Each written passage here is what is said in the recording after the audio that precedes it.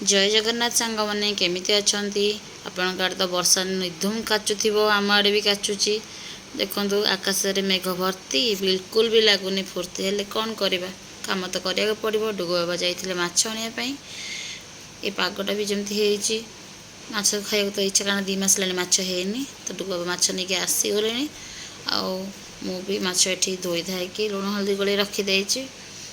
तो ये चलो जीवा आई रोही माछ की बनैबा मसला।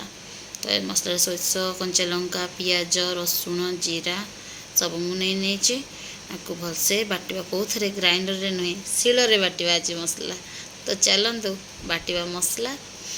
तो ये मुझे शिल को भलसे धोई दे नहीं थे मसला देखिए मुझे भलसे बाटिदेवी। तो मुझे बाटुली मो झी आसला मामा कौन कर मु पिक उठेबी बोले मुझे भिडियो देखईदेली मुझे मोर भी कम हो मो झी द्वारा लाभ टे उठेदेली कहीं भिडियो तो बनई कष्ट मसला बाटिला बेले एकुटिया। तो मसला ये मोर भलसे बाटी हो गला।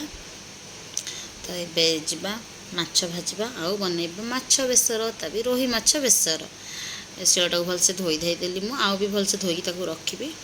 तो तापर ये मुझे बसई देची कड़ा ए तेल देदेली तेलटा भी गरम हो गला ए पकईदबा माछ माछ तक सब भलसे भाजी नवा कड़ा करके कारण कड़ा माछ भजा ता बाबा को भल लगे।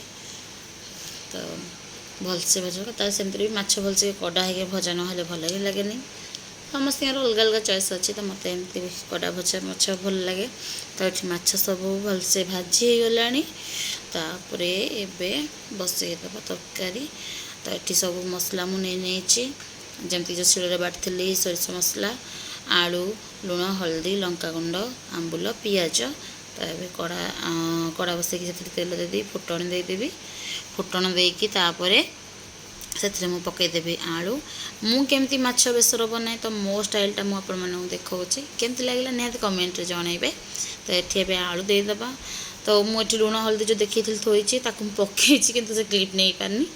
तो लुण हल्दी लंका गुंड देके आलूटा को पियाजटा को भलसे मु फुटण दे भाजीदेली तापर देदेवी शिल बटा मसला। आहा ए मसला ढाला आलू कड़े कि बास्ना आसू थाए सतरे गोटे है शिल बटा मसला गोटे है चुली रोसई आत्मा शांति कर दी से खाइबा। तो चुली तो ये रखा असंभव किंतु शिल मु रखी शिल मसला बाटी तरकारी करे मत बहुत भल लगे। तो ये मुझे मसला टाक भलसे कषापी छाड़देवी। तो भलसे कषि कारण सोरष मसला लुण देकी कषे सोरिष केबे भी पिता लगे प्रायतः कहते पिता लगे। तो ये मसला कषिगला मुदेदेली पानीटा भलसे फुटी आसिले आधे मुझे आंबुल सोरिष मसला मत आंबुल टी अधिका देले बहुत भल लगे डुगु बाबा को भी भल लगे। तो ये भलसे फुटीगला तरकारीटा मुझे देदेली आंबुल कारण आलू भी टी सीझी आसलापर देदेवी माछ आपको भलसे फुटई देवी जेपर्यंत आलूटा टी भलसे सीझी। तो डुगु बाबा बाड़ीदेवी खाइबा। ये गोटे पीस माछ तरकारी देती गोटे पीस भजा देती कारण सेमती खाया भल लगे। तो मुझे पचारि खाई केमती लगुच जानी मुझे शिल मसला बाटी पचार शिल मसला बाटीच कहली हाँ आ डुगु ता बाबा ये कौन कहूँ देखु किए बनई तमें बनई तरकारी